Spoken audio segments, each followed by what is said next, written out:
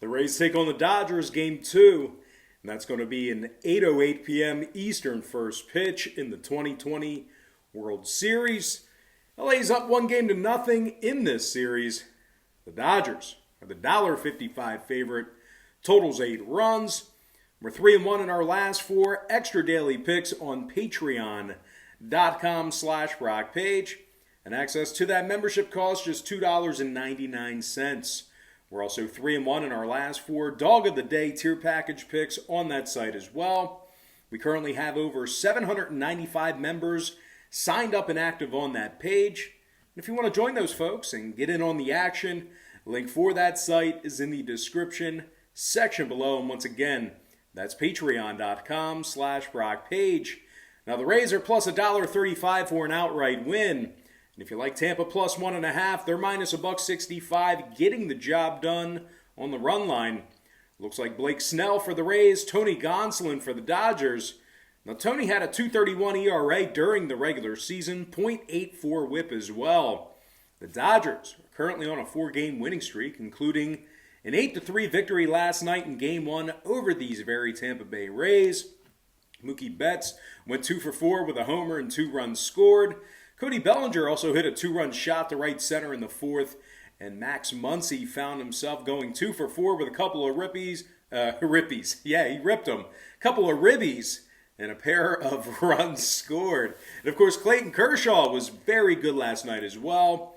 1 earned run off of just 2 hits, 8 strikeouts, and 6 innings of work.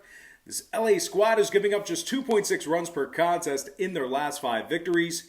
They rank in the top 3 in the league in fewest runs allowed per contest, top 3 in fewest hits allowed as well. They've won 72% of their ball games when they bat second. They're also winning nearly 74% of their contests when favored. But it's just not all thanks to this Dodger pitching staff for all their success.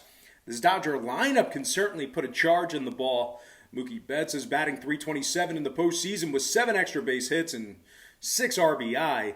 He's also scored a dozen times in the postseason. Corey Seager's also knocked in 15 and leads the team in playoff total bases with 36, and most in part thanks to his team-leading 6 playoff home runs.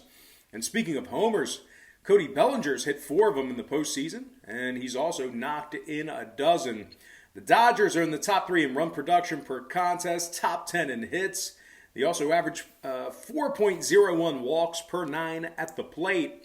They're taking on a Tampa squad who lost 4 out of their last 5 ball games themselves. They've given up 25 total runs during that stretch, and they've lost 8 out of their last dozen meetings with Los Angeles. Now this Tampa lineup strikes out over 10.2 times a game, which is most in the majors. They also rank in the bottom 10 in hits on average per game. Willie Adams is batting just .125 in the postseason with no homers and 19 strikeouts. Even worse than that, Brandon Lau's currently got a playoff batting average of just .107, which includes only 1 extra base hit, 2 ribbies, and 19 strikeouts. And as good as he's been defensively, catcher Mike Zunino's been fairly unproductive at the plate as well in the postseason. He's batting just .200 with 20 strikeouts, but it just seems like he always makes the highlight reel because 50% of his hits in the postseason are homers. But don't let that fool you.